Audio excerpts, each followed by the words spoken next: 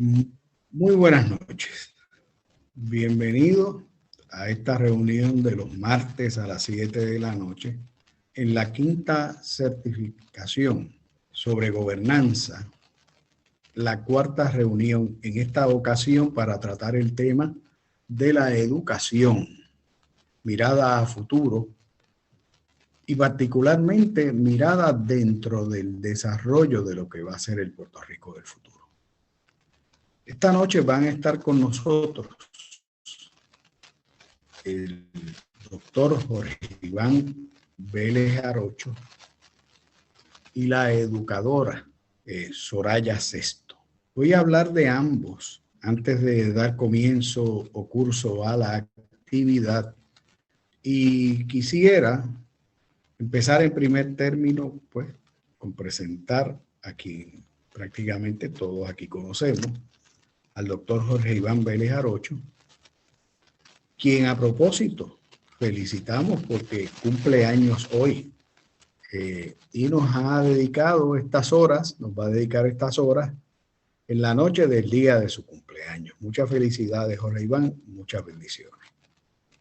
El doctor Vélez Arocho, como ustedes saben, fue catedrático durante más de 3 décadas en la Universidad de Puerto Rico, en el Colegio de Mayagüez.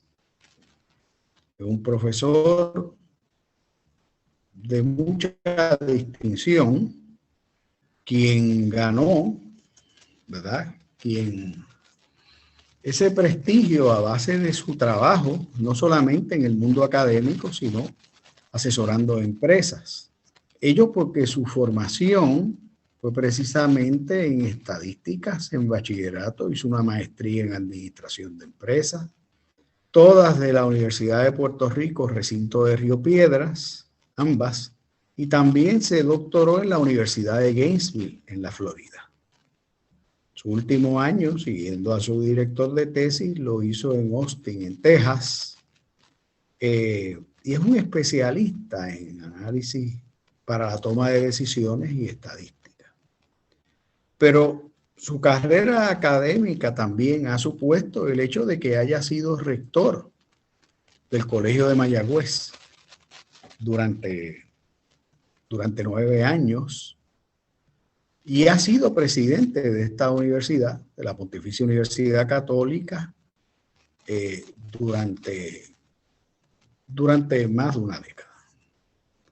El doctor Vélez Arocho también ha pertenecido y pertenece a organizaciones internacionales universitarias y va a estar aportando hoy su perspectiva, especialmente de lo que ha de ser el mundo universitario del futuro aquí en Puerto Rico y de las innovaciones que son necesarias y de lo que es necesario saber, particularmente de cara a las necesidades, inquietudes de los estudiantes. Por otra parte, la profesora, educadora Soraya Sesto es una persona muy vinculada al mundo de la educación, tanto aquí como internacionalmente, fundadora y preside una fundación muy conocida, tanto en Estados Unidos, España, Colombia y Puerto Rico, que trata y tramita la operación Éxito, que tanta huella ha dejado en Puerto Rico también. La educadora Sesto es empresaria y debo decir que también es miembro de la Junta de Síndicos de la Pontificia Universidad Católica de Puerto Rico. Hizo su bachillerato en la Universidad de Georgetown e hizo su tesis en el área de las relaciones internacionales y procesos de paz, investigando precisamente el proceso de paz de Contadora. Ella también posee una maestría en comunicación pública, en comunicaciones y relaciones públicas de la Universidad del Sagrado Corazón y estudia su doctorado en el Centro Puertorriqueño de Estudios sobre Puerto Rico y el Caribe. Es una persona muy destacada y muy conocida en el ámbito educativo. Trabaja los temas de innovación y transformación, y hoy disfrutaremos de una presentación en donde los temas de cómo motivar y motivarnos a mejorar la educación van a estar presentes en la discusión. De mi parte me corresponde moderar, pero anticipo que la calidad de estas presentaciones, porque son 2 presentaciones, van a ocuparnos gran parte del tiempo. Paso los micrófonos, paso el batón ahora en primer término al doctor Jorge Iván Vélez Arocho, presidente de la Pontificia Universidad Católica de Puerto Rico. Mi acercamiento al tema lo voy a hacer desde el punto de vista de cuál ha sido mi experiencia en las aspiraciones de los estudiantes. Yo estudié en escuela pública y quisiera comenzar destacando eso. Yo estudié en escuela pública de grado 1 a grado 12. Y lo quiero destacar porque era una época, se podrán imaginar, hace tanto tiempo, donde había muchas carencias. Y sin embargo, los maestros de escuela pública de mi pueblo pequeño, rural, aquellos maestros tenían un interés especialísimo en proveerle a los estudiantes las mejores herramientas. Y les puedo contar que yo estoy seguro que muchas de esas herramientas no llegaron a Lares, ¿verdad? Por las razones que fueran, pero ellos le ofrecieron a los estudiantes las herramientas para poder ejecutar adecuadamente. Y compañeros míos pudieron graduarse de 4º año e ir a Río Piedras a estudiar, y algunos de ellos hoy tienen sus doctorados que los hicieron en Harvard, en economía, en educación, en derecho.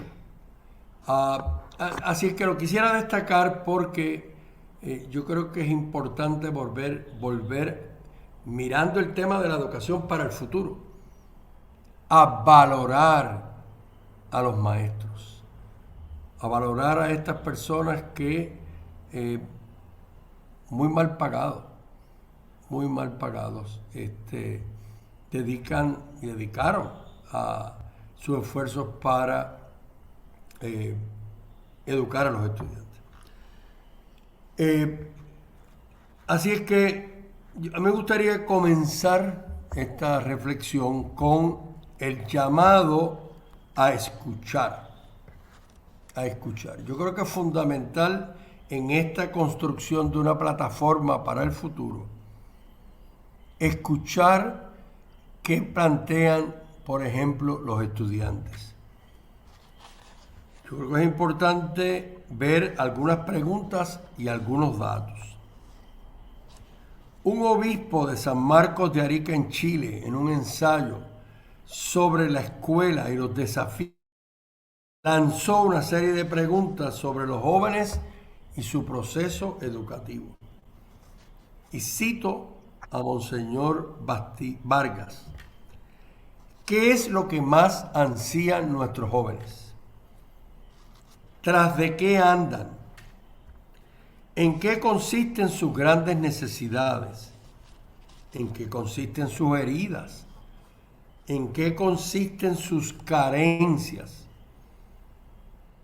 ¿Qué es lo que esperan de la sociedad en que viven y de la educación que ésta les ofrece? ¿Los conocemos después de todo? ¿Qué espacios de participación ofrecemos a sus anhelos de justicia, de amor, de solidaridad, de compromiso y de trascendencia?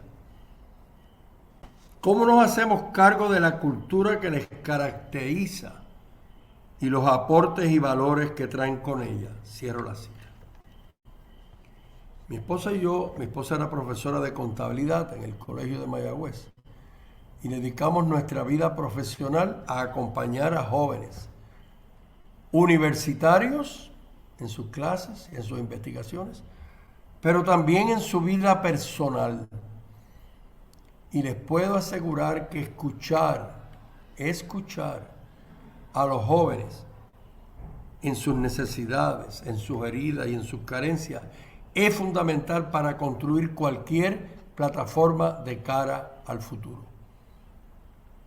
Dentro de todas las dificultades que hubo en mis años de estudio en la escuela pública, si algo yo podía identificar era que los profesores, los maestros, las maestras, dentro de todas las dificultades que tenían, se aseguraban por identificar las necesidades, heridas y carencias para desarrollar con los estudiantes aquellas actividades que le pudieran posibilitar su futuro.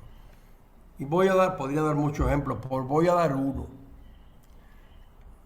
Tuve la suerte de tener un gran profesor de álgebra 1 y álgebra 2 en escuela superior.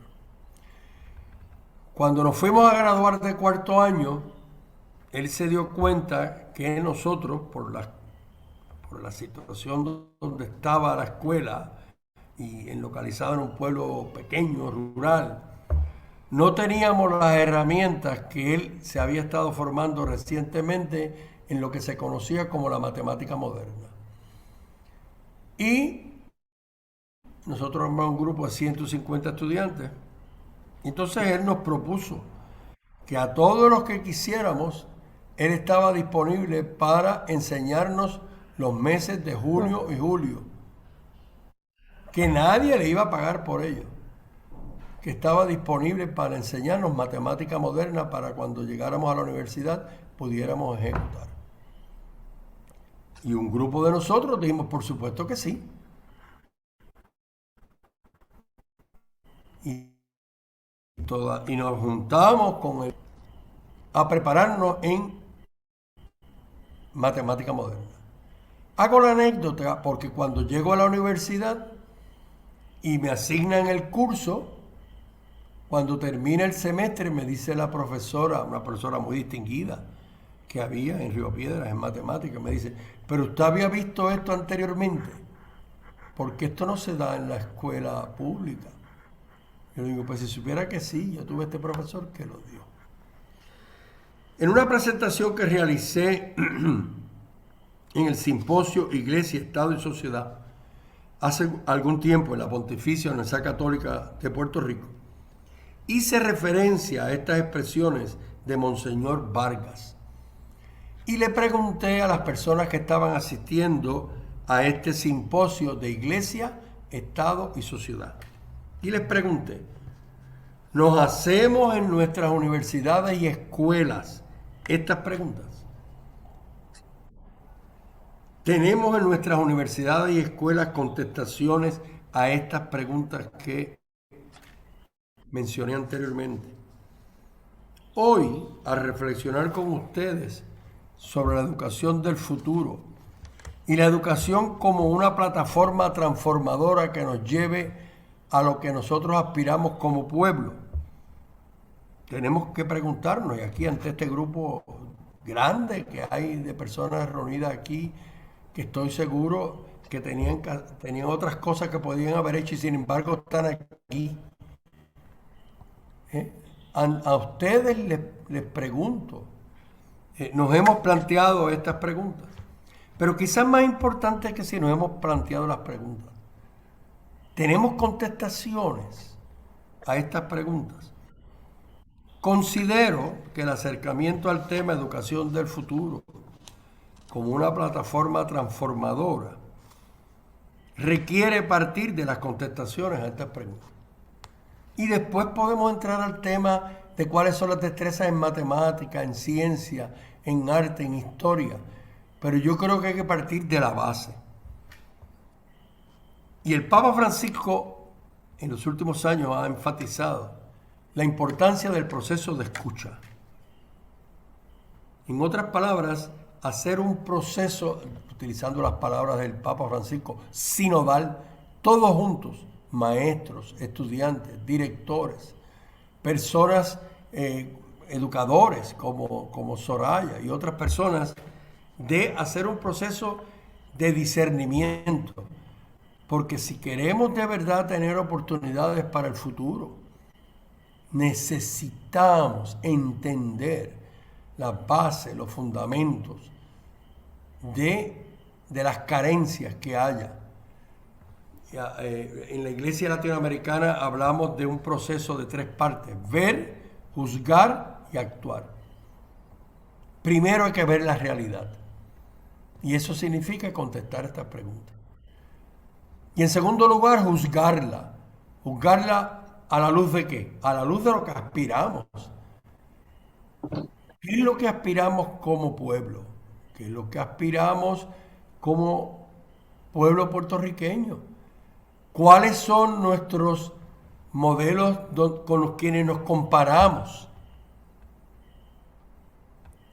Una pregunta de una forma muy sencilla que a veces conversando con los estudiantes yo me atrevo a preguntarle. Cuando tú piensas a lo que nosotros quisiéramos ser, ¿con quién te comparas? De los países que conozcas, de las comunidades que conozcas. ¿Con qué te comparas? ¿A qué tú aspiras a ser?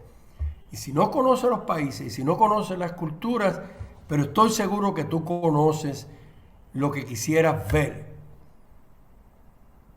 Y muchos dicen, pues, un país mejor organizado.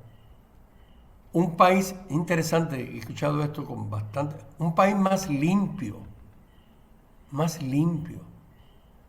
Un país donde haya inclusividad en el acercamiento a atender las necesidades de las personas. En el año 2012, la Federación Internacional de Universidades Católicas hizo un gran estudio a través de su Centro Coordinador de la Investigación. Un estudio a nivel mundial sobre los jóvenes y su cultura.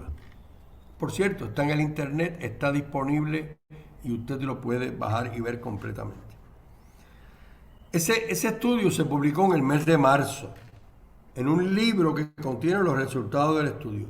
14.500 jóvenes contestaron el estudio de distintos países y lo titularon La cultura de los jóvenes. Un estudio mundial. Conocí muy de cerca este proceso, pues formé parte de la Junta de Gobierno para esa época de la Federación Internacional de Universidades Católicas. Los planes de los jóvenes, los planes que los jóvenes dijeron tener para los próximos 15 años, eso fue del 2012, 15 años hacia el frente, hasta el 2027 aproximadamente. Nos dieron una idea de sus prioridades. Cito del estudio. Prima los objetivos de encontrar un buen trabajo. 62.4%. Formar una familia. 45.5%. Y ganar mucho dinero. 30.3%. Esos fueron los 3 objetivos más importantes que planteaban los jóvenes para su futuro, sus prioridades. Mucho menores resultaron el interés por trabajar para una sociedad más justa, 8%. O incluso, y esto me resultó particularmente interesante, o incluso implicarse en la política, 1.5%. Así es que al nosotros pensar en cómo construimos una plataforma transformadora para un proyecto de país de educación al futuro, yo creo que es importante levantar los datos para saber hoy, aquí en Puerto Rico, qué piensan nuestros estudiantes, los que están camino a llegar a las universidades o a los centros técnicos. y los que ya están en las universidades y en los centros técnicos. El secretario general de la FIUC para esa época, Monseñor Guy Rial Thibierge, ante la realidad del estudio, que les confieso que cuando lo presentamos a la prensa en la Pontificia Universidad de Comillas, cuando se presentaron las conclusiones, el silencio que se apoderó del lugar fue impresionante, porque no se esperaban esos resultados. Y Monseñor Guy Rial dijo, cito, la universidad es un espacio de formación. Yo digo, la universidad y las escuelas. No, es un espacio de formación no solo de la cabeza, sino de toda la persona, del corazón, de la voluntad y de la responsabilidad.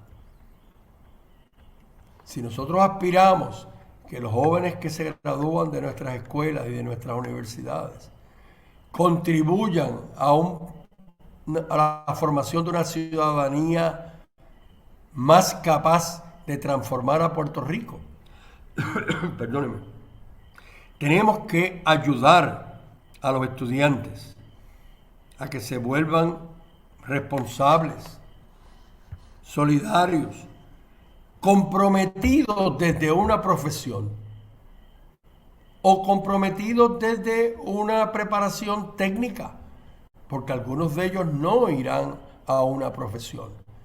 Pero necesitamos técnicos también en esta sociedad que aspiramos que sea mejor que la que tenemos. Y a veces que vayan más allá en su compromiso con la sociedad y con el mundo donde viven. Aquí nos encontramos algunas sorpresas, dijo Monseñor Guy. No podemos decir que en todas partes la fibra social sea muy fuerte. Y eso es muy preocupante. No por los estudiantes, sino por nuestro mundo. Cierro la cita, pero la quiero volver a repetir esta parte. Aquí nos encontramos algunas sorpresas. No podemos decir que en todas partes la fibra social sea muy fuerte. Y eso es muy preocupante.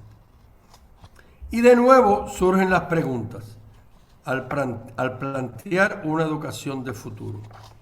Lo hacemos desde las escuelas y la universidad como un espacio de formación, no solo de la cabeza, sino de toda la persona, del corazón, de la voluntad y de la responsabilidad. Esa transformación que aspiramos, humana, profesional, técnica, la proponemos con procesos que vuelvan a los estudiantes más responsables, solidarios y comprometidos. Y supongamos que sí, que lo proponemos así. Y voy a algo que es un campo que Soraya maneja con mucha maestría. Y si es así, ¿cómo lo proponemos? ¿Cómo lo medimos? Y probablemente, de lo más importante, ¿cómo sabemos que vamos avanzando? Yo fui por muchos años consultor de empresas en Puerto Rico y fuera de Puerto Rico. Y yo le acostumbraba a decir a los empleados de las empresas y a los gerentes, lo que no se mide no se logra. Lo que no se mide no se logra. Y nosotros con frecuencia tendemos a ser muy hiperbólicos. ¿Cómo está este asunto? Va avanzando. No, espérese. El tema no es que va avanzando. ¿Cuánto va avanzando y en qué dirección va avanzando? Entonces, medir es fundamental. Y cómo saber que de verdad vamos avanzando. Y en un proceso transformador como el que estamos hablando, en un proceso de la educación como plataforma transformadora, medir es fundamental. Pero fíjense algunos resultados interesantes en el proceso de identificar y definir el perfil de esta plataforma de transformación anclada en la educación. El estudio de la FIUC reveló interesantes opiniones de los jóvenes. Más del 68% de ellos entendía. 2012, 10 años después, esto es muy diferente. Pero más del 68% de ellos entendían que los medios de comunicación son los que tienen el poder real hoy en nuestros países. Los medios de comunicación. Yo estoy seguro que si hoy replicáramos el estudio, dirían los jóvenes, más del 68% de ellos piensan que son los medios de comunicación. Ni son las universidades, ni son los gobiernos, ni son las iglesias, son los medios de comunicación los que tienen realmente el poder. Más del 74% expresaron que las democracias hoy, escuchen esto, las democracias hoy no representan los intereses de toda la población de los países. Eso es, es una conclusión impresionante. Nosotros decimos nuestros países que tienen gobiernos democráticos, dicen los jóvenes, las democracias de hoy no representan los intereses de la población.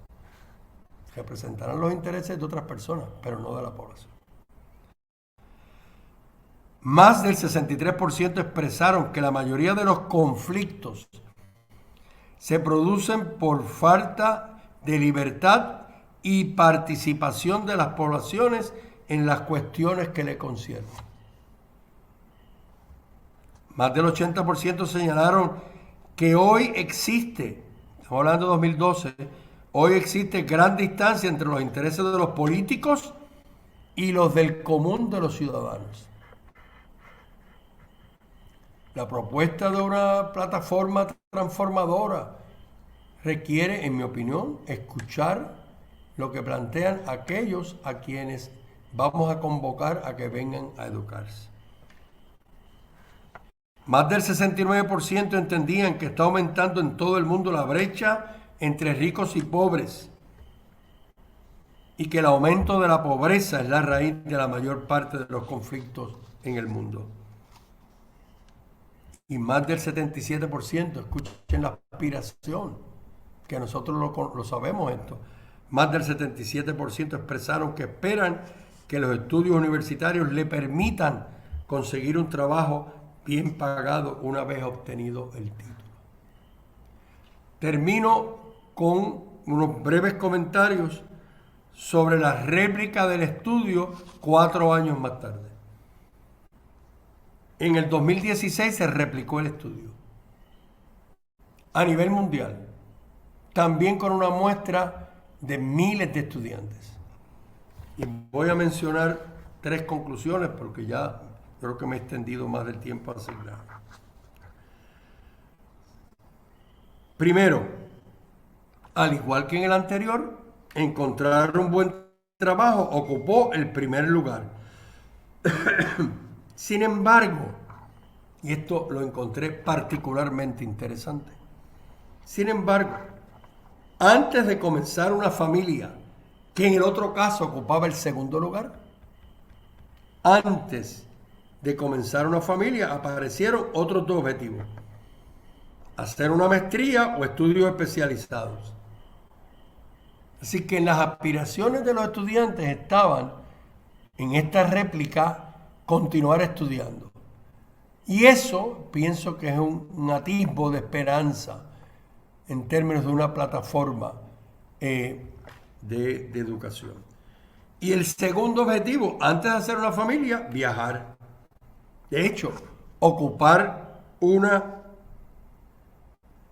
comenzar una familia ocupó el 4º lugar, 23.6%.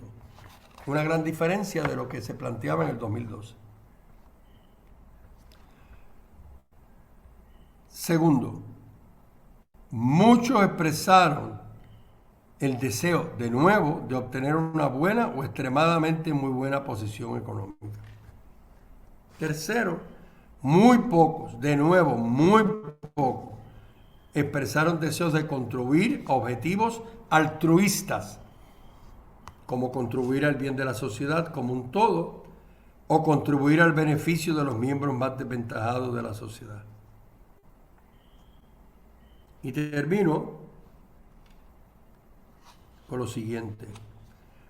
Los estudiantes valoran sus trabajos sobre todo, pues entienden que les proveen la posibilidad de autorrealizarse.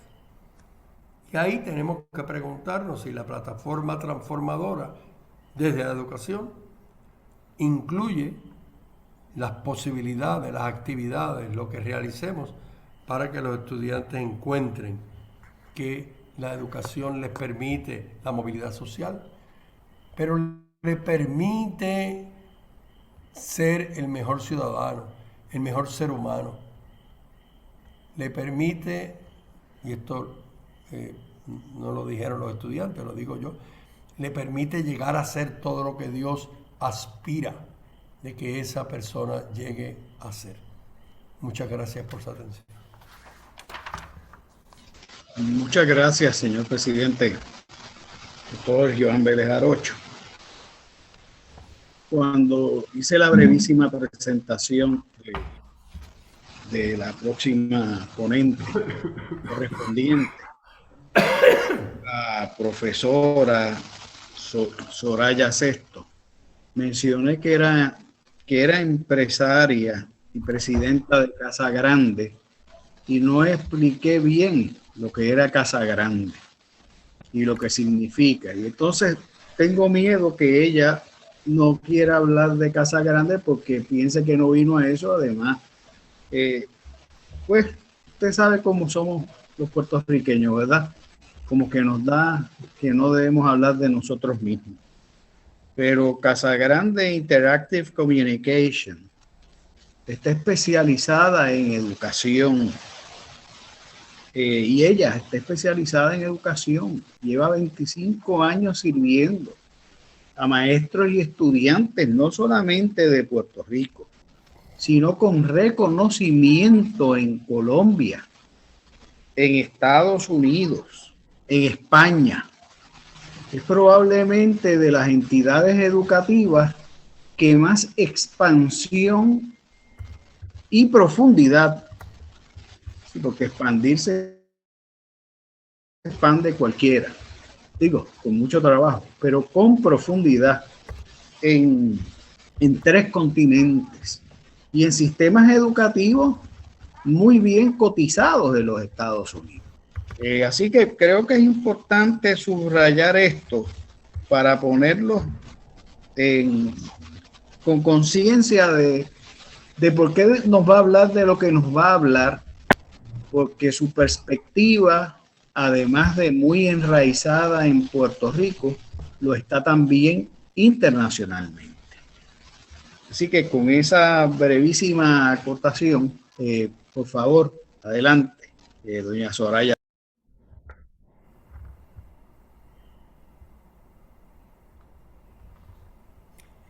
Discúlpeme, la primera novatada. A ver, ahí me ven y me escuchan, ¿cierto? Sí. Perfecto. Bueno, pues gracias primero que nada, don Víctor, don Jorge. Un placer poder acoger esta invitación que me hace la universidad y poder compartir con ustedes hoy algunas ideas del tema de educación y su impacto en el desarrollo económico. Primero que nada, a mí me gustaría, ¿verdad?, que ustedes me compartieran, quisiera hacer dentro de la posibilidad que nos dé este sistema, que ustedes me levantaran las manos, cuántos de ustedes ahora mismo laboran en el área de educación, no importa en qué nivel, elemental, intermedia, superior, universitario, técnico, etcétera, etcétera. A ver, Alejandro, si tú nos das un conteo de manos, te lo voy a agradecer un montón. Que estás por ahí todavía. Ah, bueno, lo vemos aquí. Perfecto. Creo que tenemos, ¿todo el mundo ya levantó las manos? Ok. O sea que del total de No, participantes, yo veo algunos aquí que no han levantado la mano. Yo veo a Iván ajá, Torres, que está por ahí, no ha levantado la mano. ¿Qué pasa? a ver. Entonces, tenemos un total de ¿cuántos participantes, Alejandra? A ver. O sea Hay que tenemos 62. 62 de esos 11 vienen activamente están trabajando en el área de educación, ¿verdad? Ok, pues perfecto. Ahora, ¿quiénes de ustedes vienen o están trabajando en el área comercial o de desarrollo económico? Bájenme las manos los educadores, levántenme las manos los desarrollo económico, economía, comercio. A ver, ¿cuántos de ustedes? ¿Mm? O en el área de servicio público también, que hay áreas de desarrollo económico, ¿verdad? ¿Quién me levanta las manos? Tenemos dos. Muy bien, ok, perfecto. Pues evidentemente tenemos un grupo muy diverso porque tenemos de los 60 y pico, tenemos solamente 13 que vienen directamente del área de educación o el área comercial o de desarrollo económico. Así que espero que la información que les voy a compartir les sirva de mucho, espero que les sea muy interesante. Bueno, primero que nada, gracias nuevamente por la ¿verdad? Nos ha precedido don Jorge con su datos. Parece súper interesante lo que nos comparte y creo que prepara el camino para cómo voy a cerrar la presentación. Así que gracias, don Jorge, porque nos sirve de principio y fin. ¿Ok? Lo primero que les voy a contar les voy a dar un poco de contexto. ¿Dónde estamos a nivel mundial? Vamos a ir de lo general a lo específico y vamos a llegar de dónde estamos a nivel mundial y luego llegaremos a Puerto Rico igualmente. Saludos, Jorge. Bueno, algunos de ustedes tal vez conocen la organización que se llama la OECD. La OECD es la Organización para la Cooperación y el Desarrollo Económico, por sus siglas en inglés. ¿Ok? Y esa organización, les puedo compartir los datos también en el chat por si ustedes quieren guardar los datos que algunos enlaces que voy a compartir. Esta organización se ha dado a la tarea durante los pasados años de llevar a cabo una prueba a nivel mundial en la que el año que se lleva a cabo cada 3 años y esa prueba se llama la prueba PISA. ¿Ok? Esa prueba PISA son unas siglas, PISA, P-I-S-A, ¿verdad?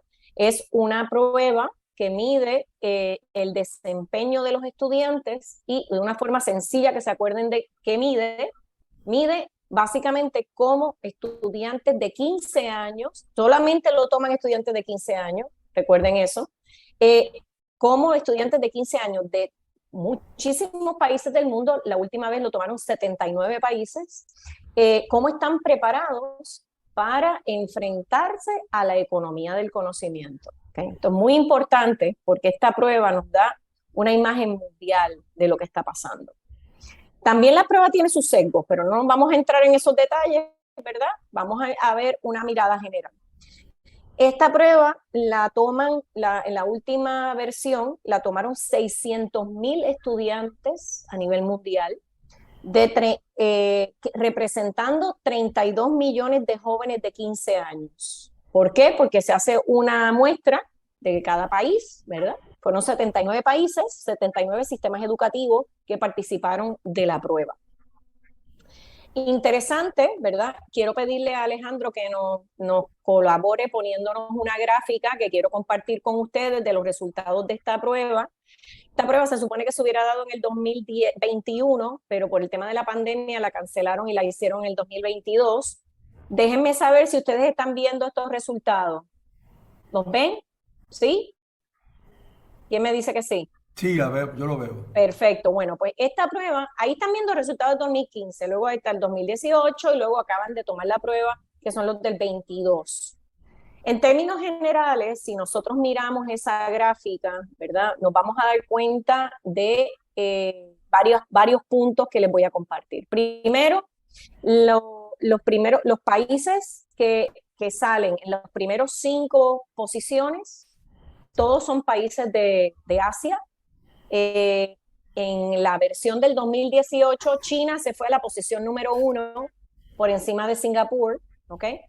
Pero lo que es Macao y Hong Kong lo suman a los resultados de China, obviamente, para efectos de la prueba PISA. Y en el caso de la última prueba del 2018, sorpresivamente empezamos a ver que otros países iban subiendo, ¿verdad? Se quedó China en la posición número 1, pero Corea y Taiwán bajaron y se colocaron en las primeras 5 posiciones países como Finlandia, Canadá, igualmente que China. Vamos a traer eso, ¿verdad?, a nuestro lado del continente americano. Estados Unidos se coloca en la posición 22 en el 2018, ¿ok? Y de nuestros países de América Latina, hay una buena cantidad de países que participan. En la última prueba de 79 países, el que más alto llegó fue Chile, como en la posición 43. Y por ahí hacia abajo, pues participa Brasil, etcétera. En la D79, nuestros vecinos de República Dominicana llegaron en la 76, pero participando por primera vez en la prueba. Y Panamá en la 71. ¿Qué es lo que nos dice esto, básicamente, verdad? Gracias, podemos cerrar la gráfica. ¿Qué es lo que nos dice esto en términos generales, verdad? Esta prueba mide matemática, mide ciencia y mide análisis crítico, ¿ok? En términos, utilizando la lectura. Y cada 3 años escogen un área de enfoque. El año 2018 el enfoque fue la comprensión lectora. Y esto lo que nos dice a nosotros a nivel mundial, ¿verdad?, es que tenemos un Estados Unidos que, por ejemplo, tiene una puntuación en la prueba PISA en el 2018 de un poco menos de 1.500 puntos, y mientras que tienes a China por encima de los 1.730 y pico de puntos en promedio, ¿ok? O sea que hay es verdad, hay una gran brecha entre los países y nosotros, y les presento a Estados Unidos porque obviamente nosotros nos vamos a mirar hacia América Latina y nos vamos a mirar hacia Estados Unidos, ¿verdad? Vamos a comparar. Puerto Rico, ¿qué es lo que nos dice, verdad? Puerto Rico participó en un simulacro de la prueba PISA en el año 2012. Los resultados nunca fueron publicados. Sería interesante, pero pues no hemos repetido ese experimento.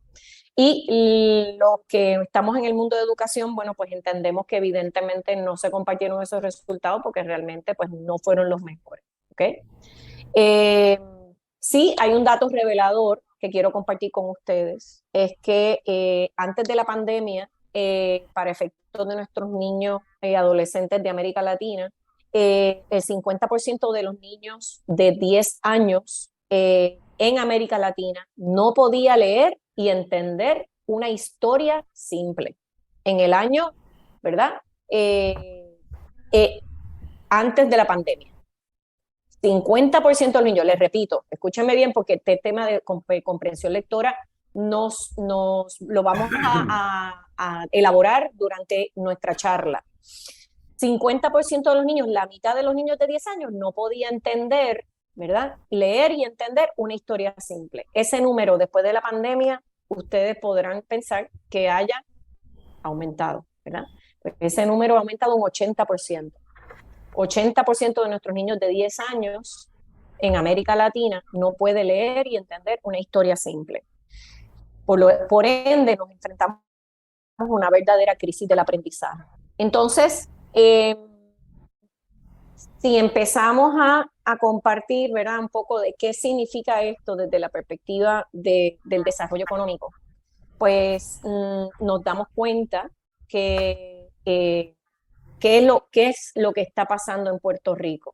Y le voy a pedir a Alejandro que nos comparta. Alejandro, si recibiste la presentación en PowerPoint que te compartí, Me gustaría que la pusieras ahora en pantalla. Exacto. ¿Están viendo la presentación? ¿Sí? Sí. Ok, perfecto. Bueno, el 1 a 1 es un programa desarrollado para atender estudiantes vulnerables, estudiantes en peligro de fracaso escolar. Y específicamente en términos de cómo la información que les voy a compartir pues, y su impacto directo en el desarrollo económico de Puerto Rico. Próxima pantalla. Esta información, 48% de los niños en Puerto Rico que entra a kindergarten no se gradúa de cuarto año. Esta información es previa, es un estudio realizado en Puerto Rico por Fondos Unidos. Estos datos son pre-María. ¿Okay? Punto importante porque esos números obviamente tienen que haber subido. Próxima pantalla. En el caso de Puerto Rico, ¿verdad? Un 82% de los niños en edad escolar vive en la pobreza. Esto es obviamente abonando a lo que nos explicaba el doctor Vélez Arocho, el tema de la pobreza y la relación a la educación o la falta de educación y la accesibilidad a oportunidades y verdadero desarrollo económico pues son muy limitadas. Próxima, por favor. Estimamos que aproximadamente a Puerto Rico le cuesta $1 billón al año, ¿verdad? 1.000 millones, que es la cantidad anual en ingresos no devengados a causa del abandono escolar. Son estudiantes que abandonan la escuela, como les decía, si solamente un 48% de los niños llega a cuarto año, pues estamos perdiendo la mitad de los niños. Y esos niños, evidentemente, se convierten en adolescentes, se convierten en jóvenes, adultos, entran a la fuerza laboral sin las destrezas necesarias para poder tener una verdadera calidad de vida y poder realmente crear riqueza, ¿verdad? Si estamos mirando esos resultados de los estudios donde los jóvenes están aspirando a ganar mucho dinero, a tener un trabajo que les permita, ¿verdad? Tener éxito, pues muchas de estas personas no tienen esa posibilidad. Próxima, por favor. Ahora vamos al tema específico de desarrollo económico. ¿Qué significa esto que les estoy compartiendo a ustedes, verdad? El Departamento de Desarrollo Económico de Puerto Rico, como ustedes lo ven en esta gráfica, tiene 4 metas o componentes principales de las metas estratégicas. ¿Okay? Y aquí están. Son inversión, competitividad, innovación y tecnología y educación. Señores, esto es información oficial, ¿ok? Del Departamento de Desarrollo Económico. Tiene, ¿verdad?, en su centro un elemento importantísimo que es la meta que para lograr sus metas estratégicas estamos claros de que el desarrollo económico tiene en su centro la educación. Y la importancia de esa inversión local, nacional, etcétera, ¿verdad? Para poder llevar a nuestros jóvenes a un mejor futuro, ¿okay? Que pueda servir a la economía de Puerto Rico, pueda servir al desarrollo económico de Puerto Rico, las comunidades, etcétera, y hasta ese núcleo familiar. A la próxima, por favor. Entonces, vamos a cerrar ahí. Bueno, déjeme cerrar con este tema. Este detalle, ¿verdad? Que es un punto importante porque ahora mismo los estudiantes, las personas en Puerto Rico que terminan estudios de escuela superior, de esos, casi un 63% vive bajo los niveles de pobreza. ¿Okay? Vamos a cerrar la presentación ahí y vamos a volver a nuestra charla. ¿Ok? Entonces, por ende, cuando hablamos de educación y de desarrollo económico, lo que estoy tratando de presentarles es una mirada, primero, una mirada mundial de qué es lo que está ocurriendo a nivel mundial y la gran preocupación que tienen los países con este tema de la educación. Hace aproximadamente 2 semanas estuve reunida con el Ministerio de Educación de Panamá y Panamá hizo la posición 71 en la prueba PISA. Y ellos dicen que es un cardo en el costado nacional porque no han visto cambio, no han visto mejora en los resultados. Pues eso lo estamos viendo igualmente en Puerto Rico. ¿verdad? Esos retos que estamos viendo de que realmente hay fondos, hay recursos, pero no estamos obteniendo los resultados, ¿verdad? ¿Y por qué está ocurriendo esto? Entonces, obviamente, desde el lado de lo vamos a conversar, desde el lado universitario, ¿verdad? Esos estudiantes salen de un sistema educativo que está en este momento muy afectado, sobre todo, ya estaba afectado antes de María, ahora tenemos 5 años que hay niños que no han recibido una clase presencial, y a eso le añadimos obviamente el tema de pandemia y otros eventos atmosféricos, pues es lo que estamos viviendo. Entonces, ¿qué ocurre entonces? Que muchos países, ¿verdad?, se han enfocado en aumentar su inversión en temas de educación, ¿ok? Si no estamos obteniendo los resultados, vamos a invertir más. Bien, entonces vamos a compartir con ustedes algunos datos sobre este tema, ¿verdad? Por ejemplo, en el caso de Puerto Rico, pues en Puerto Rico la inversión por niño a nivel de escuela pública ronda entre los 5 o 6 mil dólares por niño. ¿Okay? El estado que más invierte en educación, o sea, por niño, presupuesto por niño, es el estado de Nueva York, y tiene un presupuesto de casi 21 mil dólares al año por niño. El que menos de los 50 estados es Utah, con 6 mil dólares por niño al año. ¿Okay? Inclusive, el 80% del presupuesto del gobierno federal para educación, ¿y en qué se invierte ese dinero? ¿Verdad? Cuando miramos el macro, pues se invierte, el 80% de eso se invierte en salarios. Los de ustedes que siguen las noticias de educación, pues eso no es diferente a Puerto Rico, la mayor parte de la inversión, y nada de malo con eso, porque el maestro debe estar bien pago, el maestro debe estar bien motivado. Yo siempre pienso que el maestro es un first responder, si vamos a utilizar términos de la actualidad, ¿verdad? Y que ese maestro que se enfrenta a esos niños y a su comunidad y a esos padres todos los días, pues un maestro es un héroe. Por ende, el que se invierta 80% en salario, pues no es un problema. El asunto es que estamos añadiendo dinero, ¿verdad? Por ejemplo, ese presupuesto se ha aumentado en un 20% desde el año 2010 para acá, pero no estamos viendo cambios. No estamos viendo cambios. El gasto en educación a nivel de todos los Estados Unidos se ha cuadriplicado en los últimos 25 años.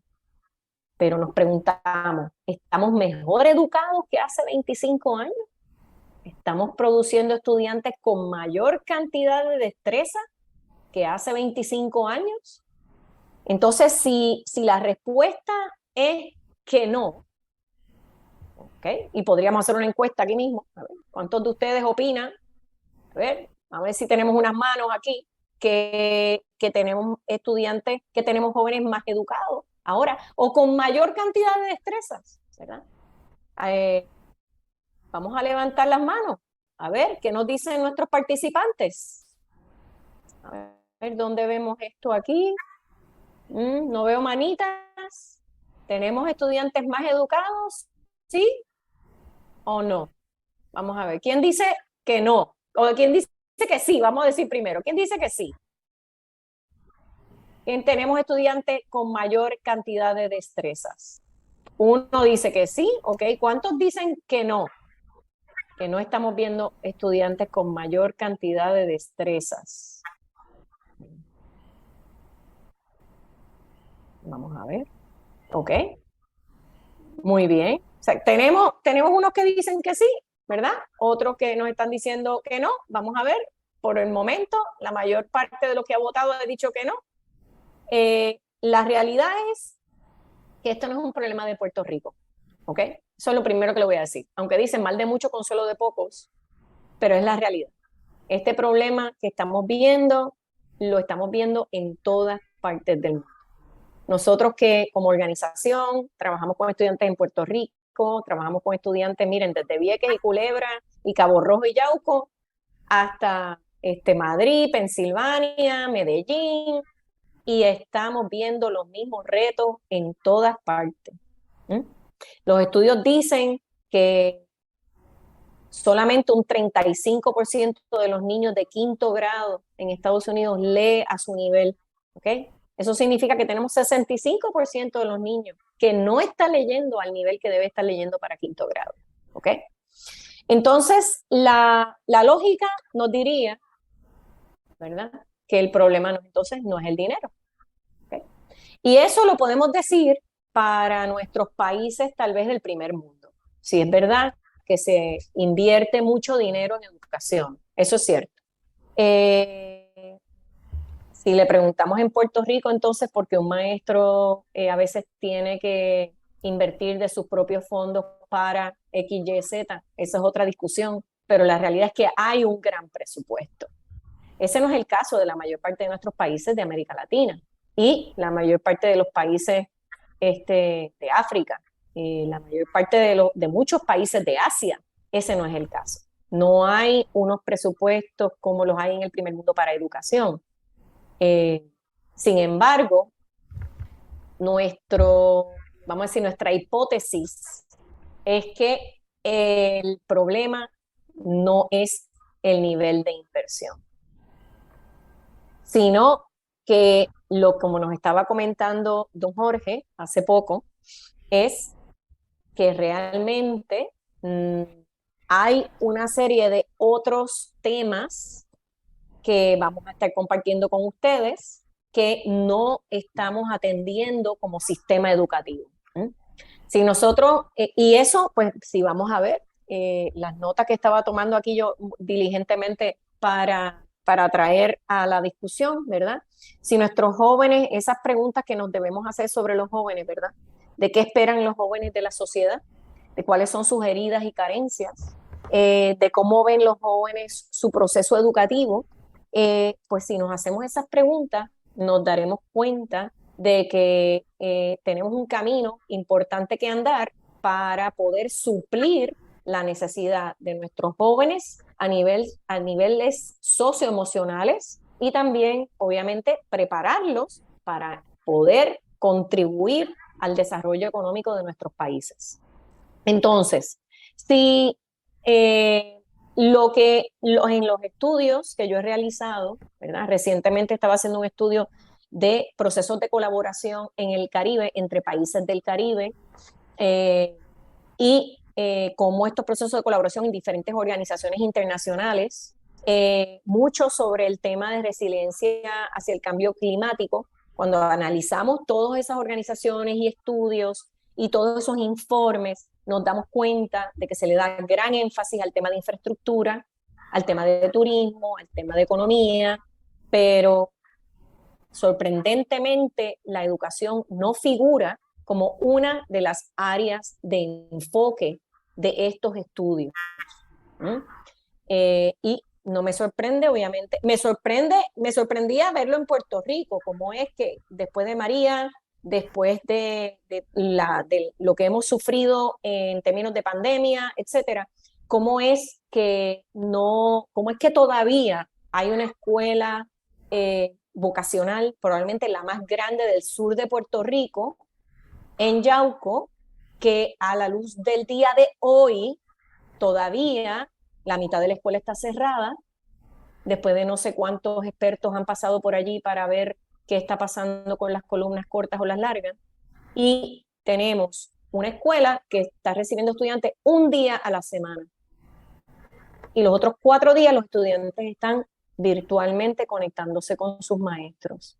Entonces, si eso es así, pues es que no le estamos dando la prioridad a la educación que debe tener, que tiene en realidad un enfoque secundario, y que este enfoque secundario no es exclusivo de Puerto Rico. No es exclusivo de Puerto Rico. Entonces, pues, ¿qué es lo que está pasando, verdad? Realmente, si nosotros decimos que no es un tema de presupuesto, ¿okay? Y que no es un tema, que el problema no es falta de recursos, entonces, ¿dónde estriba la clave, verdad? Entonces, si vamos al caso, ¿verdad? Específicamente de mirando a cómo nuestros jóvenes los tenemos que preparar, ¿verdad? Pues tenemos que mirar nuestra situación. Y esa situación nos dice que podemos tener más o menos recursos, pero aparentemente no los estamos utilizando sabiamente para desarrollar programas o plataformas que realmente eduquen a estos niños para el desarrollo económico y para una mejor calidad de vida para ellos, sus comunidades, sus familias y para sus países, ¿verdad? Eso podríamos llegar a esa conclusión.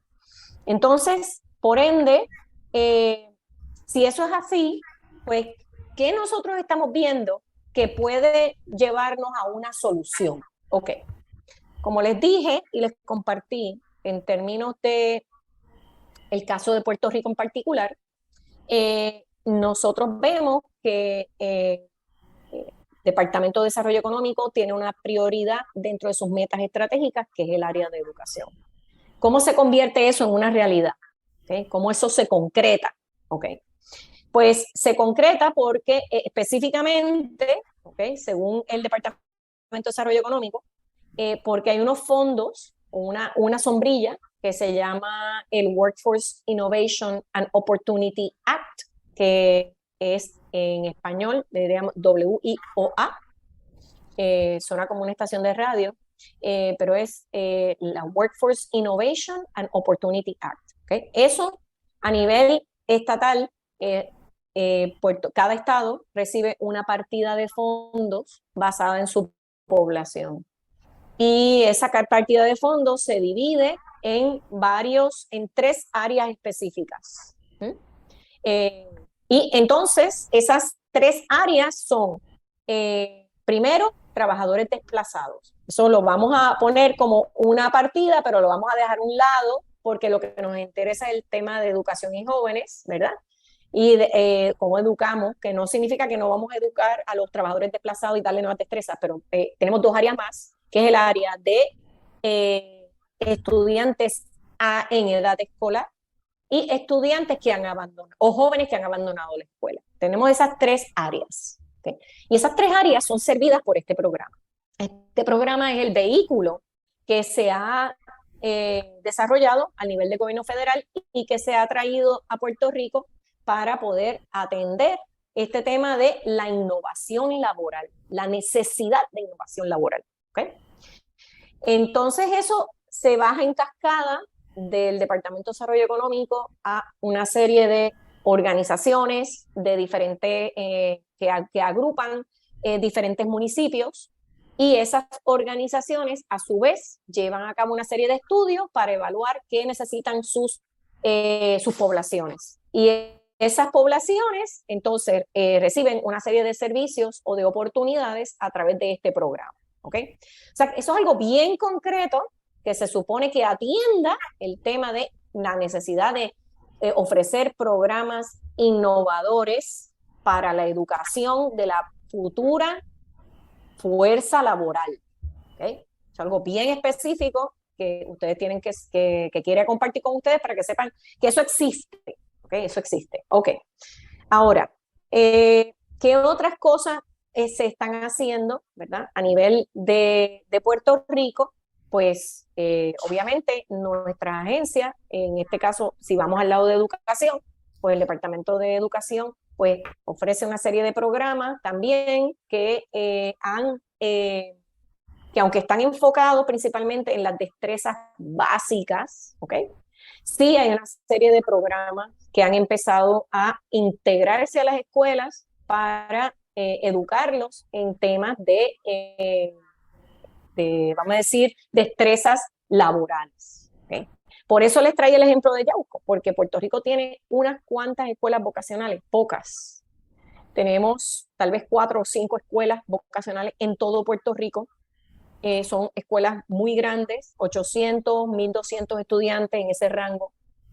Y estas escuelas son escuelas que reciben estudiantes de toda la región para seguir una serie de carreras vocacionales. En el caso particular de esa escuela que les estoy mencionando, tiene cerca de 35 programas vocacionales. ¿Ok?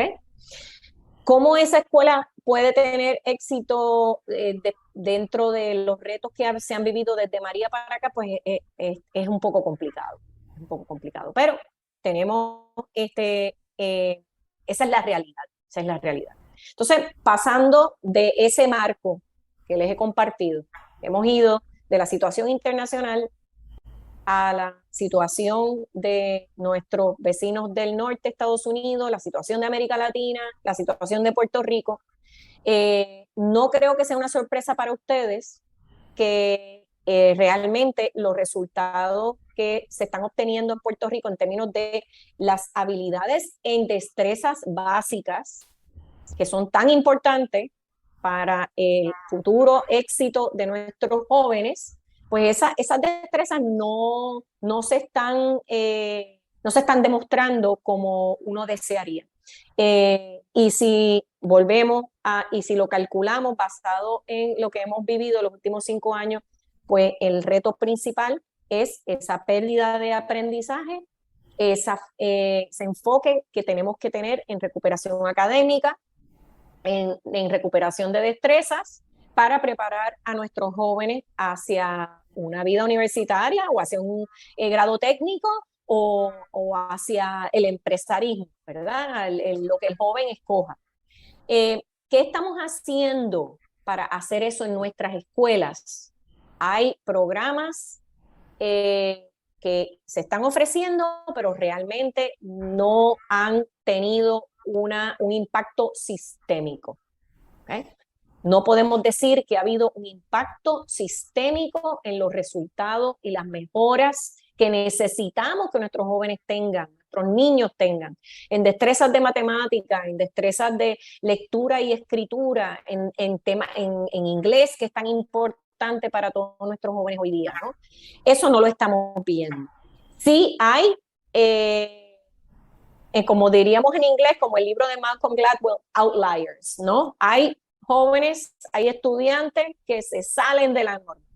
Y los mejores estudiantes de Puerto Rico no tienen nada que no tienen por qué sentirse menos que ningún otro estudiante del mundo. Se lo podemos decir como nosotros, como hemos desarrollado el programa de Operación Éxito, hemos atendido sobre 25,000 jóvenes en los años que hemos trabajado con ese programa, que enfoca hacia ciencias y matemáticas, y motivar a los estudiantes a mejorar sus resultados en la ciencia y la matemática. Pues evidentemente hemos visto lo mejor. Esos jóvenes están allí, están en nuestro sistema educativo, pero nosotros no hay que darles a esos jóvenes una palestra, pero hay que enfocar en la mayoría. Esa mayoría, porque es la mayoría de nuestros jóvenes que son los que van a mover nuestra economía. Entonces, yendo ya, ¿verdad?, al detalle de qué destrezas necesitamos que estos jóvenes adquieran. Bien. Y de nuevo, yo no les voy a decir aquí nada que ustedes probablemente ya sepan, ¿ok? Estoy segura que lo que les voy a compartir es algo que realmente ya ustedes saben. Vamos a hablar de habilidades. ¿Qué habilidades necesitan nuestros niños? Y luego vamos a hablar de las profesiones del futuro, ¿ok? Entonces, en términos de habilidades, la primera que figura en muchos estudios que se han hecho es la destreza de la flexibilidad y adaptabilidad. ¿Okay? Esa es la primera de todas. La número 1. ¿Okay? La segunda es el autoconocimiento, la autoestima y la gestión de las emociones, control de nuestras emociones, lo que podríamos decir como otros le llaman inteligencias emocionales, ¿verdad? Tenemos también, de las primeras 4 destrezas, es la automotivación, la autonomía, ¿ok? que es tan importante en nuestros jóvenes, para todos los seres humanos en realidad. La quinta es la resiliencia. La sexta es la comunicación positiva y eficaz. La séptima, la escucha activa y capacidad de diálogo. La octava, la ciudadanía digital y la conciencia cultural y social. La novena, la empatía. La décima, la asertividad. La curiosidad y la imaginación. La gestión de la información. El pensamiento analítico y capacidad de anticipación. El pensamiento crítico. La colaboración. La creatividad. La toma de decisiones. La iniciativa y el espíritu emprendedor. Esas son algunas de las destrezas que son tan importantes para nuestros jóvenes y la pregunta es, ¿cómo nosotros le estamos enseñando esto a nuestros jóvenes hoy día? ¿Verdad? Si nosotros podemos tener un listado tan claro de este tema, pues esas destrezas de vida realmente se las estamos proveyendo a nuestros jóvenes hoy día en nuestros sistemas educativos.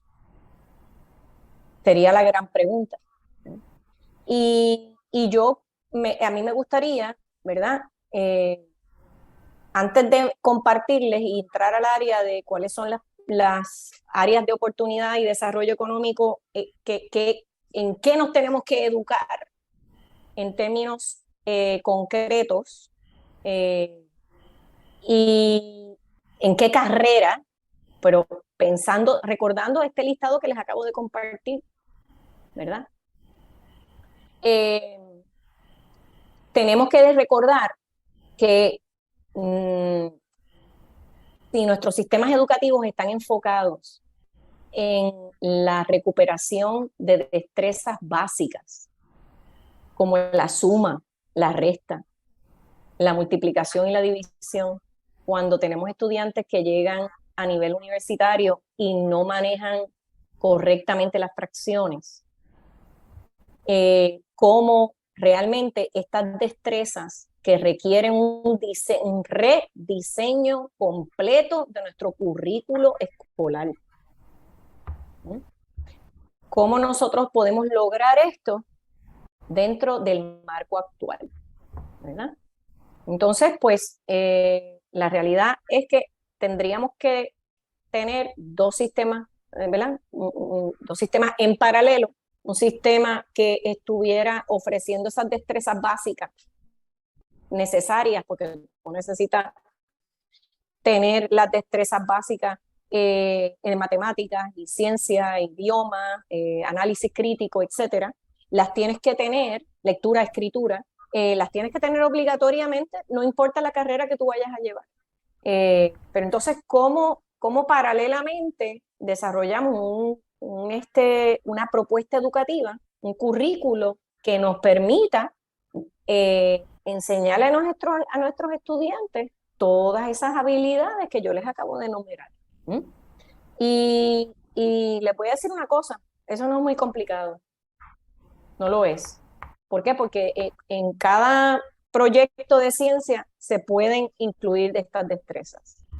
En cada tarea de matemática o práctica, proyecto, ejercicio, se pueden integrar estas destrezas, pero hay que hacerlo por diseño. Hay que hacerlo por diseño. No puede decir, pues, como tenemos maestros extraordinarios en todas partes del mundo y en Puerto Rico igual, que están haciendo esto ahora mismo en sus salones de clase, pero lo están haciendo porque están tomando su propia iniciativa. Por ende, lo que les estoy diciendo es que, que no es imposible hacerlo, uno, y que tampoco toma décadas ver el impacto. ¿Por qué? Porque nuestros jóvenes son brillantes, nuestros niños son nobles e inteligentes. Y hay que darles la destreza y hay que exigirles para que eso lo pongan en práctica. ¿Okay? Vamos entonces, ¿verdad? Continuamos esa conversación semi-filosófica pero no quiero dejar de compartir con ustedes para que tengan el dato. ¿Cuáles son lo que los expertos nos están diciendo que son las profesiones del futuro? Entonces, voy a compartir con ustedes 7 de ellas. Primero, no creo que les sorprenda, desarrolladores de software. ¿Okay? Y desarrolladores de software no necesariamente requiere que tú tengas un grado en ingeniería de computadora, sino todo el ámbito de desarrollo. Que eso implica la parte creativa, la parte técnica, la parte de producción, la parte visual, y todos esos elementos se congregan cuando se hace ese proceso de desarrollo de software. ¿Okay? Se lo puedo decir yo en detalle porque como organización hemos desarrollado varios .com, como es Operación Éxito, como es la nueva escuela virtual, etcétera, etcétera. Ese tema de desarrollo de software a los muchachos también les encanta. Es un área que a los jóvenes les atrae mucho. Segundo, análisis de datos. Toda esta práctica, ¿verdad? Don Jorge ahí, que tiene su doctorado en esta área específicamente, todo este tema de, en inglés, data mining, ¿verdad? De cómo minamos la información, cómo manejamos la información, cómo presentamos la información. Eso es un área de gran desarrollo. Tiene muchos elementos también del tema de tecnología. Y el tercero, el tema de creadores de contenido. Y fíjense que le estoy dando como unas categorías grandes, porque eso de crear contenido, ¿para qué? Para cualquier cosa. Para un libro, para un periódico, para para Instagram, para Facebook, para una empresa, para libros educativos, para cualquier cosa, cualquier persona que trabaje en temas de creación de contenido. Cuarto, no les sorprenderá, acompañantes y cuidadores. Nuestra población se va haciendo mayor. Cada día necesitaremos más personas que puedan acompañar a nuestros adultos mayores y que puedan cuidar de nuestros adultos mayores. Y eso requiere unas destrezas. Quinto, carreras ambientales. Todo el tema ambiental, todo este tema de cambio climático, no solamente de la perspectiva de ingeniería ambiental, sino también la perspectiva de activismo ambiental. Todo lo que tiene que ver con trabajo de base, trabajo de comunitario, todo eso está dentro del tema de carreras ambientales. ¿Okay? Sexto, seguridad de la información. Muy importante igualmente para proteger, ¿verdad? El otro día, digo, yo me imagino que esto sea público en Puerto Rico, pero tengo entendido que el hospital, Doctors Hospital, estuvo afectado porque todos sus hospitales, su sistema fue hackeado, en buen español, y andaban haciendo todos los procesos manualmente. Entonces, pues ese tema de la seguridad de la información, pues si los hackers pueden hackear el sistema de Casa Blanca, pues se pueden entrar en cualquier lugar, ¿no? Y entonces, ese tema de la seguridad de información es muy importante para todos, importante para las familias, para proteger a nuestros niños e igualmente para todas nuestras empresas y organizaciones. Y por último, profesionales de la salud mental. ¿Okay? Todo el tema de cuidado de la salud mental y todos sus ángulos. Bien, entonces, si nosotros fuéramos, ¿verdad?, a resumir lo que son las habilidades más poderosas que nosotros tenemos que asegurarnos que podemos desarrollar en nuestros jóvenes, darle a través de nuestros procesos educativos para lograr ese desarrollo económico que deseamos, pues miren, en breve, el pensamiento crítico, el trabajo en equipo, la capacidad de aprender y aprender a aprender, ¿verdad? Que son fundamentales para que estos jóvenes puedan, ¿cuántas veces hemos escuchado que las carreras que estos jóvenes van a emprender, muchas de ellas no existen todavía? Pues entonces tenemos que darle prioridad al desarrollo de estas destrezas. Y pues para cerrar, ¿verdad?, pues quiero darle esto, ¿verdad?, esta serie y esta certificación tiene el tema fundamental de la esperanza. ¿Okay? Muchas veces nos preocupa, estoy seguro que a todos, el estado de nuestro sistema educativo. Y como ya les expliqué, esto es una situación a nivel mundial. Pero mirando nuestro patio, lo que les quiero decir es que Puerto Rico tiene muchas cosas a su favor. Uno, su tamaño. Nosotros podemos hacer un cambio sistémico real que podamos verlo y no requiere décadas. Requiere una plataforma correctamente diseñada y requiere voluntad. Y que nosotros como ciudadanos preocupados podamos trabajar cada día para lograr y cumplir con esta necesidad. Porque al final del día, si nuestros jóvenes están bien educados, todos nosotros los que estamos aquí, no sé cuál es la media de edad, pero todos estaremos mejor en el futuro, todos estaremos mejor cuidados, todos estaremos mejor servidos, todos estaremos más contentos de vivir en nuestras comunidades. Había un líder comunitario en un proyecto de 1 a 1 que nosotros realizamos en Aguadilla, mi pueblo. Hay algún aguadillano por ahí, hola, que decía que todo el mundo quiere vivir al lado de una escuela buena. Todo el mundo. ¿Por qué? Porque tú sabes que de ahí lo que va a salir es valor para ti. ¿Okay? Valor para tu comunidad, buenos jóvenes en la calle, buenos empleados en tus empresas, buenos empresarios en el futuro. Eso es vital. ¿Okay? Así que si queremos realmente una educación para el desarrollo económico que deseamos para Puerto Rico, ¿verdad? Que nos dé esa esperanza, pues yo los invito a todos a involucrarse en estos procesos con sus comunidades, en sus escuelas y a preocuparse por lo que pasa todos los días. Yo sé que don Jorge nos explicaba que decía que solamente un 8% de los jóvenes querían involucrarse en crear una sociedad más justa. Pues realmente, tal vez si tenemos que trabajar en algo, en particular es en el desarrollo de esos valores y principios, donde nos demos cuenta que esto no es, que esto es como decían los tres mosqueteros, uno para todos y todos para uno. ¿Verdad? Así que sé que hemos tenido algunos comentarios. Si el procedimiento se lo dejamos que nos dirija don Víctor, para compartir con ustedes cualquier información o comentario que ustedes tengan. Muchas gracias, Soraya. Perdóneme, distinguida educadora.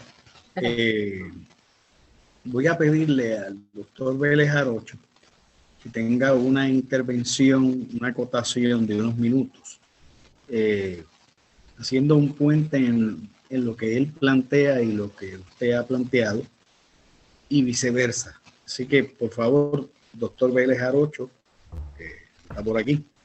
Muchas gracias, Víctor, y muy breve mi comentario. De nuevo, haciendo recuerdos de los tiempos en que era consultor en las empresas en Puerto Rico y fuera de Puerto Rico, yo acostumbraba a decirle a los empleados y a los gerentes que uno sabía si un asunto era prioritario, si ese asunto se le dedicaba tiempo y recursos. Si no se le dedica tiempo y recursos, ese asunto puede ser un poema, pero no es un asunto prioritario. Puede ser una novela, pero no es un asunto prioritario. Es como cuando, como le decía, mi esposa y yo colaboramos mucho tiempo con retiros matrimoniales y prematrimoniales, y acostumbramos decirle a los novios, a los esposos, mira, ¿qué tan prioritario es tu familia? Oh, altamente prioritario, altamente. Entonces volvía yo la pregunta, ¿cuánto tiempo le dedicas a tu esposo, a tu esposa y a tus hijos? ¿Y cuánto tiempo cuánto de tus recursos lo dedicas al bienestar de tu familia. Si el asunto no tiene tiempo ni los recursos, no es prioritario. Entonces, ante la pregunta que alguien en el chat hizo, un comentario, es que la educación ya no es prioritaria en Puerto Rico. Pues yo tengo que decir que yo concuerdo con lo que ha planteado la distinguida asistente a esta certificación, y lo concluyo porque cuando miro, se ha planteado aquí y con razón, si hay un departamento en Puerto Rico que tiene recursos, es el Departamento de Educación. Digo, estoy mirándolo ahora en el territorio nuestro, no lo comparo con el estado de los Estados Unidos. Pero entre los departamentos nuestros, si hay un departamento que tiene recursos, es el Departamento de Educación. Entonces, el tema, como muy bien ha planteado Soraya, no son los recursos. Es cómo está establecida la prioridad en el país para que esos recursos se pongan en la más alta prioridad en la agenda política y social del país. Y ahí me luce que los ciudadanos tenemos culpa de eso. Porque si los ciudadanos exigiéramos que educación tuviese la más alta prioridad en Puerto Rico, estoy seguro que los políticos a cargo del Ejecutivo y del Legislativo y del Municipal, pero particularmente Ejecutivo y Legislativo, pondrían el oído muy claro para asegurarse que de verdad la educación tenga la más alta prioridad. En segundo lugar, esto requiere, por supuesto, requiere voluntad, lo mencionó Soraya. O sea, los cambios se dan cuando hay, en mi opinión, voluntad y liderato. Voluntad y liderato. Cuando hay voluntad y liderato, no importa las condiciones que haya, esa organización va a salir adelante. Ahora, me da la impresión a mí que en el caso particular nuestro, cuando miramos el Departamento de Educación en los pasados años, tenemos que poner un gran signo de interrogación en el tema del liderato. Entonces yo creo que ahí hay una agenda política, social, para devolverle a Puerto Rico la plataforma que le permita desarrollar lo que todos aspiramos que sea la educación en Puerto Rico, que incluye colegios, escuelas, universidades públicas, para poder, convencido como estoy, salir adelante de esta encrucijada en la cual nos encontramos. Pero tiene que haber voluntad, tiene que haber liderato. Y preguntarnos, y nosotros los ciudadanos exigir, en 2 años vamos a tener plataformas políticas de todos los partidos políticos. Vamos a escuchar qué lugar ocupa educación. Y vamos a plantear en qué lugar nosotros quisiéramos que estuviera la educación. En las elecciones del 20, la universidad, un grupo de personas que conformamos un grupo, alguien podría decir un grupo de pensamiento en la universidad, publicó un libro antes de las elecciones, mucho tiempo antes, y se le hicimos llegar a las personas que estaban planificando las propuestas para el 2020. Y eran fundamentalmente propuestas desde la universidad en 10 áreas. El primer capítulo era en el área de educación. Y Víctor estuvo muy involucrado, gestando ese libro que se publicó en el noviembre del 2020.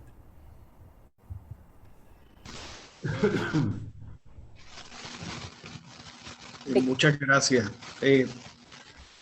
Voy a aprovechar el tiempo remanente y voy a formular algunas preguntas.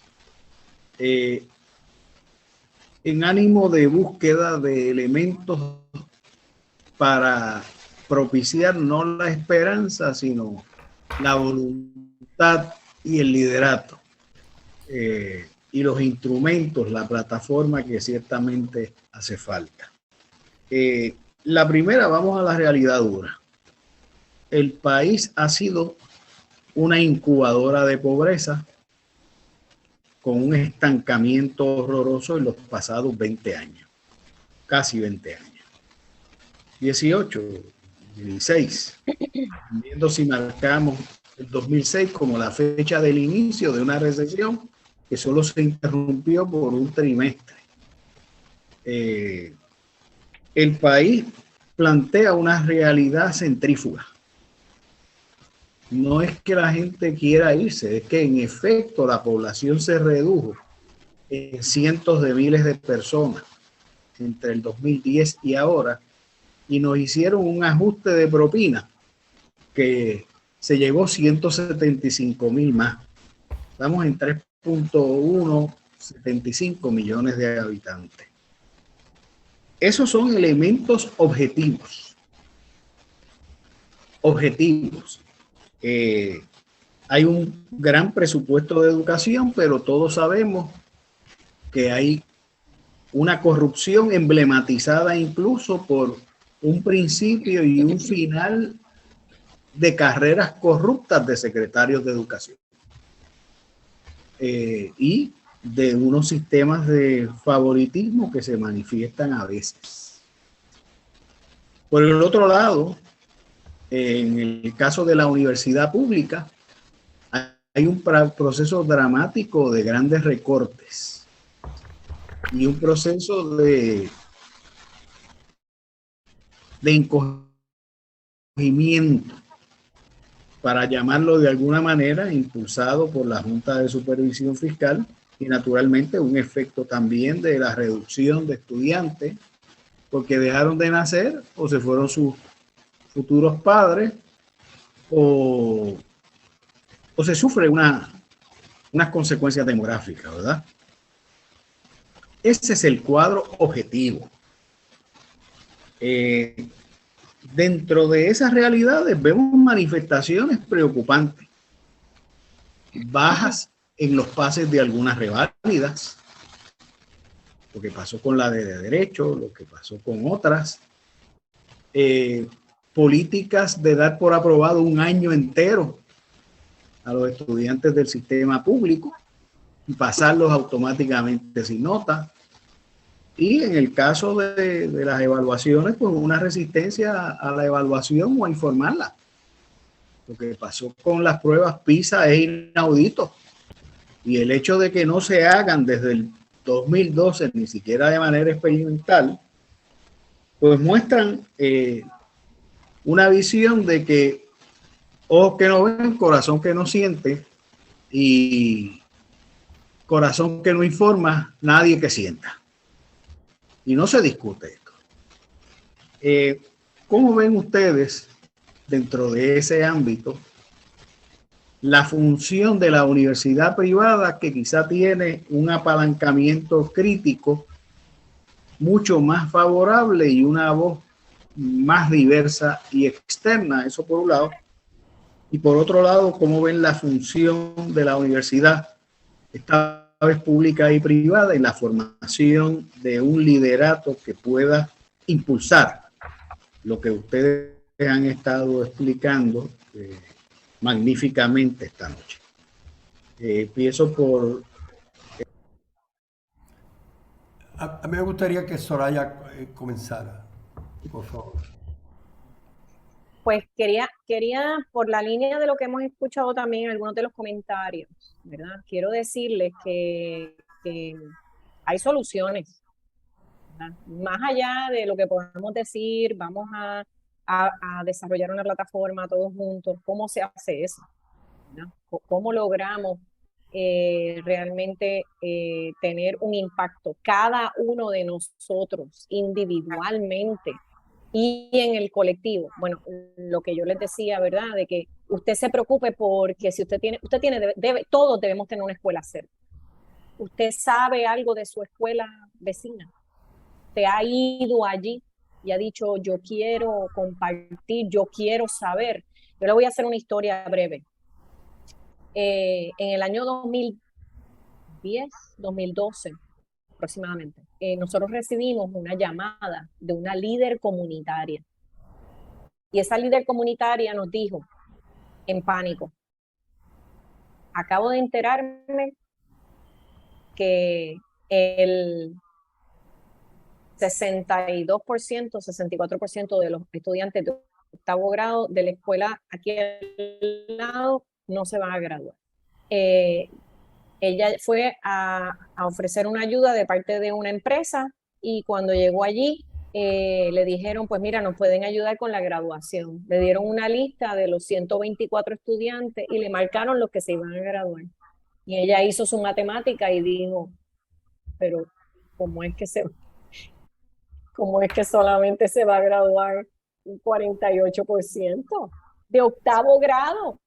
Eso la movió, ¿verdad? A llamarnos y a decirnos, ¿qué hago? Y pues nosotros llevamos muchos años trabajando, colaborando con nuestras escuelas, nuestras comunidades, escuelas públicas principalmente, y pues nos acercamos y nos dimos a la tarea de investigar qué estaba pasando. ¿Okay? Y si ustedes me permiten, voy a compartir con ustedes, Alejandro, si todavía puedo compartir mi pantalla. ¿Cierto? ¿Sí? Voy por aquí. A ver. Quiero compartir con ustedes, a ver si ustedes ven esta pantalla que les estoy mostrando. ¿La ven? Ven Sí. estos números, ¿verdad? Déjenme ponérselos en pantalla grande. Ok. Este programa fue lo que surgió de aquella llamada de pánico. ¿Okay? Este programa se llama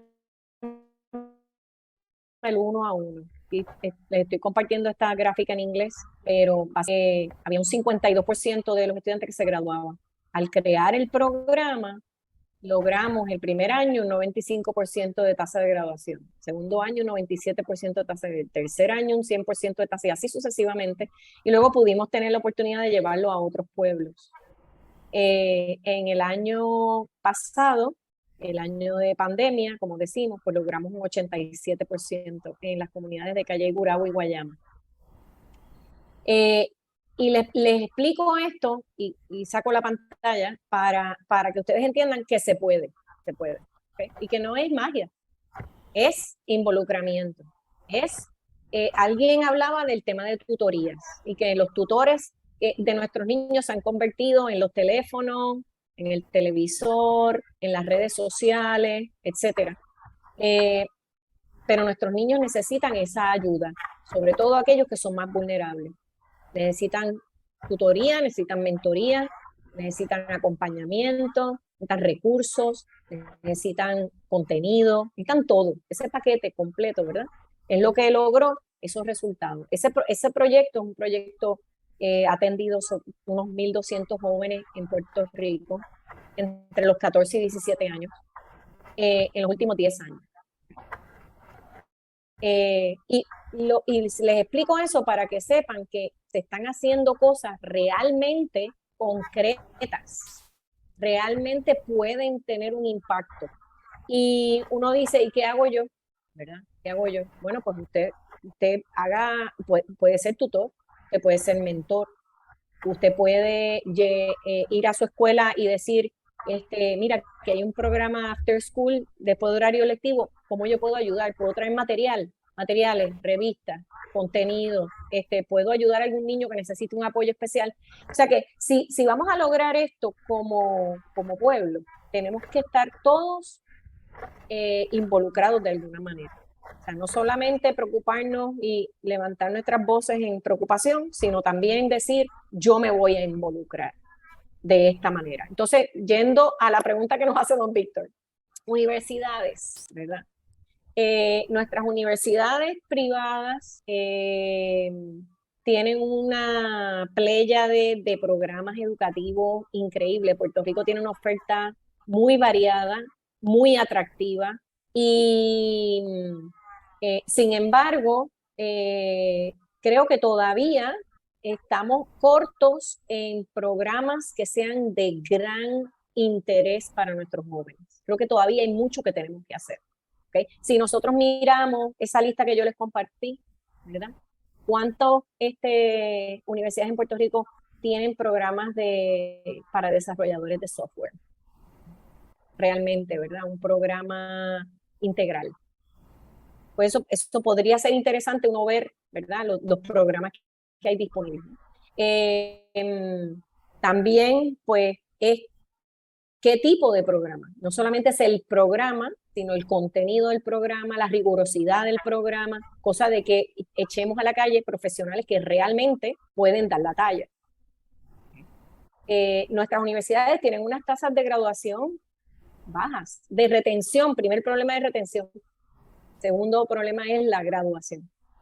En términos de retención, estamos perdiendo una cantidad enorme de estudiantes antes de terminar su primer año. Se dan cuenta que no dan la talla y los perdemos.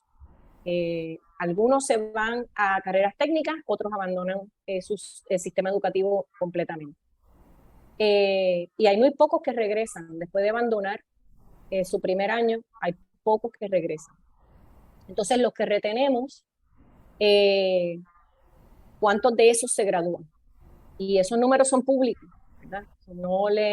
Y la realidad es que hay un gran reto para retener al estudiante y mi propuesta siempre ha sido que hay que hacer un 1 a 1 para la universidad.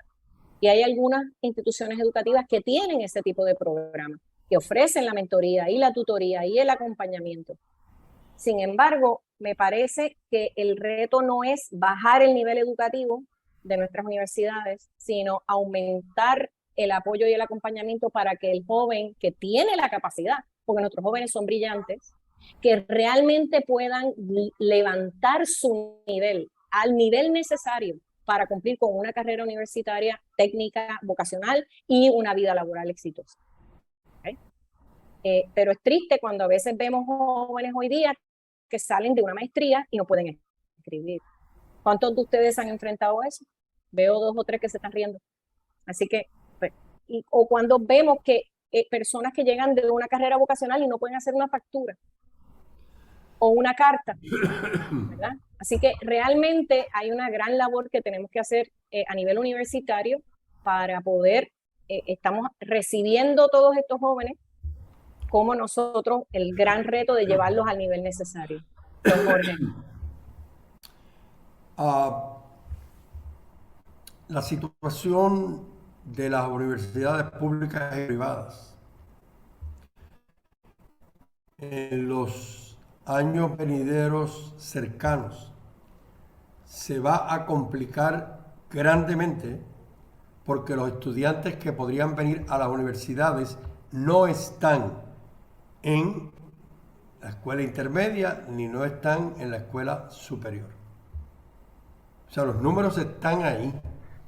O sea, si uno examina cuántos debemos nosotros esperar en agosto en todas las universidades públicas y privadas en Puerto Rico que vengan de los colegios y las escuelas públicas, ya sabemos teóricamente cuántos son y sabemos que el otro año van a ser menos y sabemos que el otro año van a ser menos.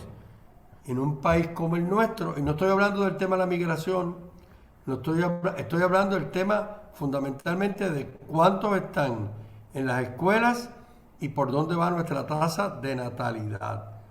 Y menciono la tasa de natalidad porque los que están en primer grado, dentro de 12 años, estarán en las universidades los que estén. Entonces, esos números son de mucha preocupación. Entonces, las universidades tienen que enfrentarse, es como cuando un médico le dice a una persona, tenemos que hablar de lo que llegaron de tus laboratorios. Y lo que llegó del laboratorio es altamente preocupante. O haces unos ajustes o tú realmente no tienes viabilidad en el futuro como en tu salud. Eso mismo está en la situación de la universidad privada y en la universidad pública. Yo enseñé 37 años en el Colegio de Mayagüez. Bueno, enseñé 37 años, fui su rector en el Colegio de Mayagüez. O sea, el Colegio de Mayagüez manejaba para esa época un presupuesto que mis colegas rectores en América Latina me decían, ese es un presupuesto inmoral el que ustedes manejan. La Universidad del Estado, porque para esa época recibía el 9.6% de los ingresos recurrentes del Estado. A nivel de toda la universidad, eso era sobre $1 billón. $1 billón. Digo, yo como rector del Colegio de Mayagüez me permitía hacer muchas cosas porque ese era el presupuesto. Hoy ese no es el presupuesto de la Universidad del Estado, ni lo va a ser. Esa es la realidad, porque pues, Puerto Rico no tiene ese desarrollo económico y por supuesto ese por ciento se ha ido bajando. Y de hecho, yo que estuve allá y llevo 13 años aquí en la Pontificia Universidad Católica, las universidades privadas son más eficientes utilizando el dinero que reciben. Esa es la realidad y lo comento a ustedes, pero yo lo he dicho públicamente por radio. O sea, no estoy diciendo nada que dice, lo está diciendo entre nosotros, pero no lo ha dicho por radio. Pues seguro que sí. Entonces hay que ser en las privadas y nosotros, digo, las privadas y en las públicas, hay que ser más juiciosos con los presupuestos que se tienen, porque los años futuros van a ser complicados. Por una razón muy sencilla, los estudiantes no están. Y por lo tanto, lo que plantea Soraya es sumamente importante. ¿Cuáles son los ofrecimientos de clases, de programas para que los estudiantes vengan? Muy importante. Y voy a dar los siguientes 3 ejemplos reales de nuestra universidad. Hace poco tiempo atrás, el Colegio de Educación iba perdiendo estudiantes grandemente. Grandemente. Decidieron mirar sus números e identificar cuáles programas debían ofrecer para atraer estudiantes. Detuvieron la caída y el año pasado y empezaron a tener más estudiantes de un año a otro. Caso número 1. Caso número 2. La Escuela de Derecho también perdía estudiantes todos los años. Se enfrentaron a la realidad y decidieron que había que identificar, hacer una búsqueda de qué programas iban a ser atractivos para la Escuela de Derecho. Y establecieron una maestría en Derecho y Salud, que hace ya 3 años que se ofrece, que de hecho no tienen capacidad para atender a todos los solicitantes. Y acaban de aprobar una maestría en Derecho y Contribuciones. Y les aseguro que tiene ya más solicitudes de las que pueden manejar. Y cuando uno mira el número de estudiantes en la escuela de Derecho, de las caídas que lleva un tiempo de un año a otro con más estudiantes. Tercer caso, y con esto termino. La Escuela de Arquitectura, que es una de las... Nosotros nos sentimos muy orgullosos de la Escuela de Arquitectura por sus estudiantes. La Escuela de Arquitectura se anticipó a su futuro y dijo, antes de que me suceda lo que ha sucedido en otras escuelas de arquitectura, déjame presentar programas nuevos que los estudiantes quieren. Y establecieron el programa, primero de asociado y ahora para bachillerato, de diseño gráfico. Tienen más estudiantes que los que pueden admitir. Y ahora entra el programa de diseño de interiores de la misma manera. O sea que es un llamado a que las universidades, y nosotros somos una de ellas, para que miramos lo que ofrecemos, que necesita el país, pero por otro lado, que los estudiantes se atraen por eso que se está presentando. Don Jorge, yo quería mencionar, antes de pasarle la batuta a don Víctor, que realmente la oferta en términos de contenido hay que mirarla, pero también hay que mirar el alcance. Porque tenemos que educar a nuestros jóvenes para ser ciudadanos del planeta. Que desde Jayuya tú puedes trabajar con miles y millones de compañías en el mundo entero, si tienes las destrezas. Hoy día el teletrabajo es la ley del día y todos tenemos que desarrollar esas destrezas como estamos todos aquí en la virtualidad, cada uno en su hogar o en su espacio. Y es muy importante que abramos esa mentalidad de nuestros jóvenes, que mi mundo no es solamente mi pueblo, que claro, debo involucrarme con mis vecinos, con ayudarme a tener una mejor calidad de vida en mi entorno inmediato, pero que yo puedo estar desde donde quiera que esté trabajando para empresas en el mundo entero. Y ese tema de entender la cultura de otros países es muy importante. Nosotros en este momento tenemos una gran plataforma de cursos en idiomas. De hecho, ante la dificultad de conseguir un profesor que nos enseñara chino mandarín, pues ahora mismo lo tenemos, ya hace un tiempo, desde la Universidad Católica de Salta, en Argentina. Y esas posibilidades están a nuestra disposición. Y por otro lado, digo, ya que la pandemia creemos que va mejorando un poco los números, hemos vuelto con los viajes internacionales para que los estudiantes conozcan otras culturas, para que no tengamos un enfoque autorreferencial ni al trabajo, ni a la ciudadanía, ni al entendimiento del mundo. Muchísimas gracias a ambos. No quiero cortar esto abruptamente, pero nuestro lazarillo técnico, damos las gracias. Don Alejandro Pagán Cintrón nos está diciendo que nos excedimos de las 2 horas. Con muchísimo gusto hubiésemos estado 2 más. Muy agradecido a las presentaciones de ambos, por un lado, y por otro lado, un recordatorio. El martes que viene vamos a estar aquí en la 5ª reunión, donde vamos a estar tratando precisamente el tema demográfico a futuro. Así que están todos cordialmente invitados y pueden invitar a otras personas. De mi parte me despido con un abrazo grande a todos y a todas y esperanzado,